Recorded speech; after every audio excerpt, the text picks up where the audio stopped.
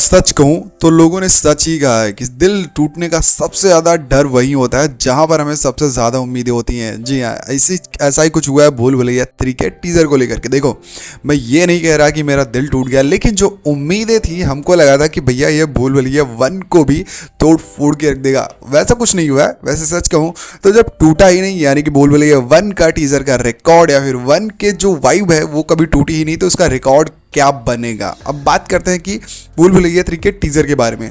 सबसे पहली बात बता दूं तो Kartik Aaryan one of the best actor है, और टीजर में इनकी जो एक्टिंग है वही मेरे को सबसे ज़्यादा नेचुरल और सबसे ज़्यादा सही लगी। कंपेयर अगर करें विद्या बालन से, उसके कंपेयर में भी मेरे को सबसे बेस्ट अगर कोई एक्टिंग लगी तो वो है कार्तिक आर्यन की।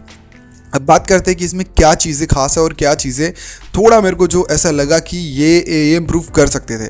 और सबसे इंपॉर्टेंट बात अगर मैं आपको बता दूं कि ये जो टीज़र है ना, इससे एक्सपेक्टेशन मेरे को और नेक्स्ट लेवल की थी, क्योंकि इसका जो मुकाबला होने वाला है वो नॉर्मल मूवी से नहीं होने वाला है। हम सबको पता है कि इसका क्लैश होगा सिंघम 3 से, तो इसका टीज़र कुछ ऐसा होना चाहिए था एकदम गूज बम्स आ जाए। मुझे वैसी फीलिंग बिल्कुल नहीं आई है। मैं जेन्युइन रिव्यू दे रहा हूँ कि मुझे ऐसी फीलिंग बिल्कुल नहीं आई है।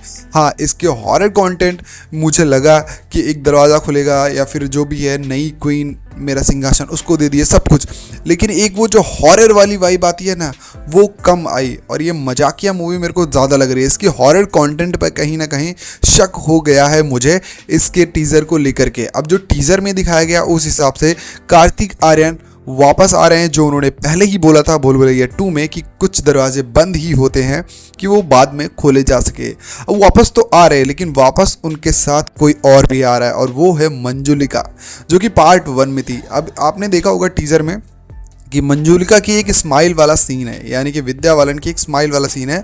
अब वो जो स्माइल है, स्माइल में देखोगे आप, जब पार्ट 1 में उनका ये जो स्माइल वाला सीन था ना, वो ऐसा था कि आपको देख के ना डर लगेगा, है ना। आपको ऐसे देख के डर लगेगा कि भाई ये दिमाग में कुछ सोच के, कुछ खतरनाक सोच के हंस रही है ये। अब इस वाले पार्ट में जो स्माइल है ना, ये भाई बिल्कुल एकदम बनावटी लग रही है। ऐसा लग रहा है कि खाली पार्ट 1 को ना कॉपी कर रहे हैं, यानी कि वो अपना बेस्ट देने का ट्राई कर रहे हैं, नॉट नेचुरली नहीं कर रहे हैं। वो सोच रहे हैं कि मतलब जस्ट एक्टिंग कर रहे हैं। उनकी स्माइल देख करके तो मुझे बिल्कुल यही लगा। और दूसरी बात ये कि मैं आपको बता दूं कि इसका जो भूल भुलैया 3 का जो बजट है वो इसके VFX और इसकी जितनी भी चीज़ें उन सबको देख करके लग रहा है कि काफ़ी ज़्यादा बड़ा होने वाला है।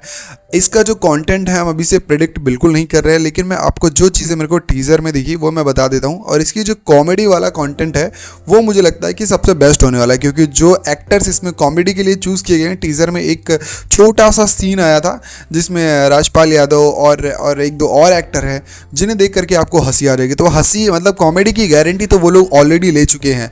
अब कार्तिक भैया और प्लस विद्या मैम और प्लस एक और है उसमें कोई भी, और शायद वो माधुरी दीक्षित है। मतलब एक्स्ट्रा भूतों की एंट्री होने वाली है, हमें बहुत कुछ देखने को मिलने वाला है। तो अब जो हॉरर कंटेंट है इसकी जिम्मेदारी अगर कार्तिक भैया ने तो ले ही ली है जी, लेकिन अगर माधुरी और विद्या बालन जो कि मंजुलिका अगर वो ठीक से ले ले तो मुझे लगता है कि मूवी 500, 600, 800 करोड़ कहीं नहीं जाने वाली है। लेकिन अगर यहाँ पर गड़बड़ी हुई, क्योंकि मेन कंटेंट इसका है, मेन जो इसका बेस है वो है हॉरर, और मुझे अब हॉरर पर ही शक हो गया है।